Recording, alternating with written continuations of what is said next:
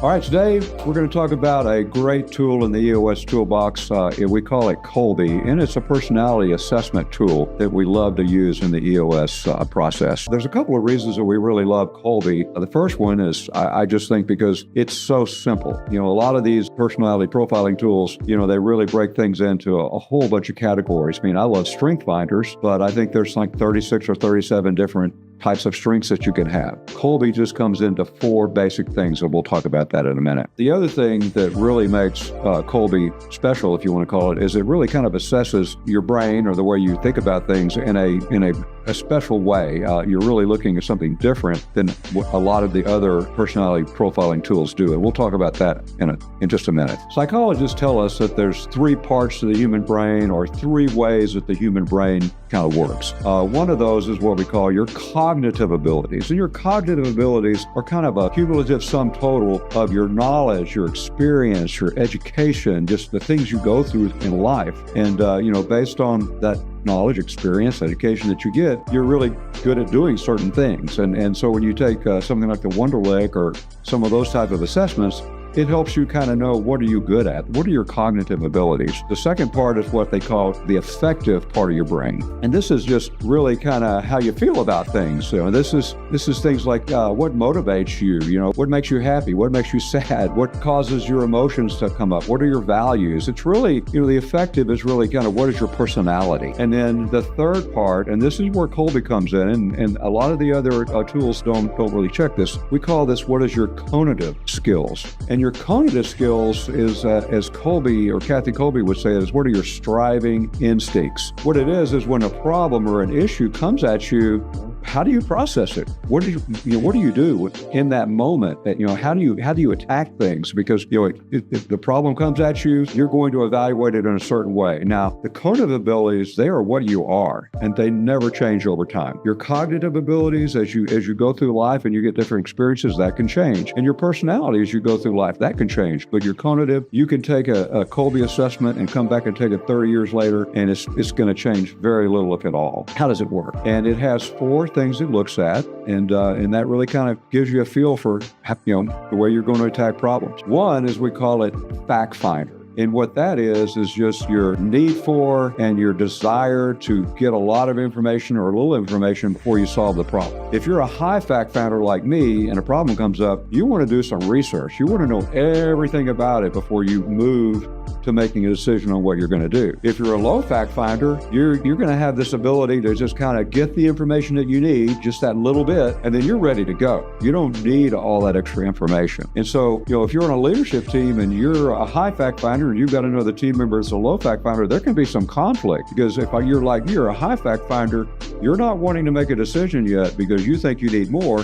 That low fact finder is they're ready to go, and they think you're wasting their time. So it really can kind of help team dynamics if you know that. And the low fact finder needs to give the high fact finder a little bit more time. The high fact finder needs to realize that the low fact finder, may be right. We don't need all that information. So let's say maybe one more week to get some information, then we're going to come back and make a decision. The second one is what we call follow through. And this is a couple of things. It's your love of and your need for organization. And it's also kind of a measure of your level of tenacity, as Patrick Luciani would call them. Somebody that's a low follow through, they're not going to be the ones that are going to be very good at writing your processes. They don't really need a lot of organization. They just don't want to follow those processes as much. Your high follow-through people, they're going to be the ones that want to have that process, have that organization, take something to the ground. Now, you need high follow-through people in your company because you need somebody that's going to take something all the way to the ground and get it done. That's your get-it-done people. But your lower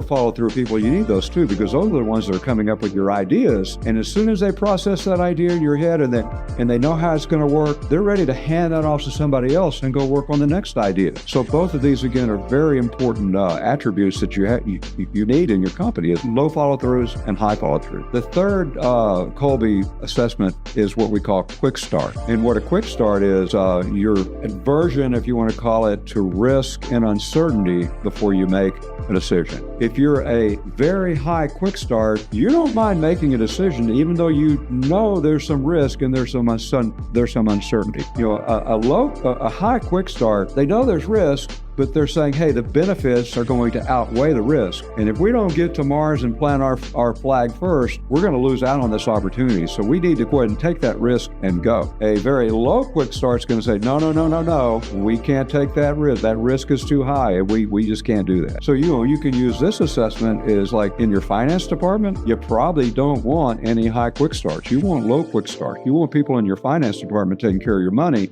Say, we're not going to do that until we get the risk out of the way. However, sometimes in your sales organization or in your project organizations, you need some high quick starts so you can get there quick and you can make your decisions faster. So again, if you know somebody's a high quick start, somebody's a low quick start, you have to kind of work out that conflict and meet in the middle on these things. And the last one is something we call implementer. And implementer is not as important in terms of assessing leadership team members, but it's just a high implementer means that you really like to kind of touch and feel things. You really like to see things and really understand them at a touchy-feely level, as opposed to a low implementer.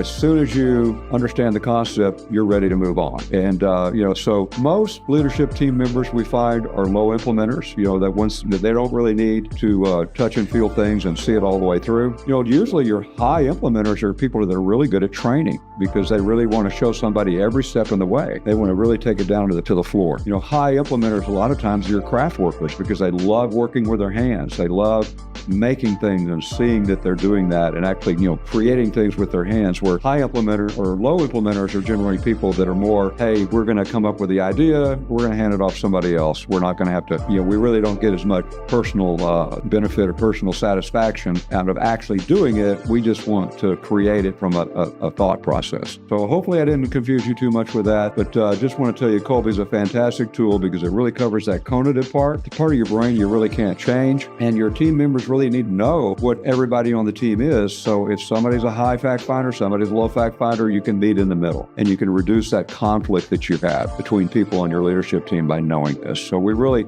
use the KOLBE as what we call a trust builder, because we think the more you know about your team members, the more you're going to trust them. If you know why they're the way they are, you can kind of deal with it, even if they're the opposite of you, because you can figure it out. So we really recommend you go take those KOLBE assessments, get together as a team, share them, and kind of understand what's going on in the brain of all your fellow team members. Thanks a lot, guys. See you next week.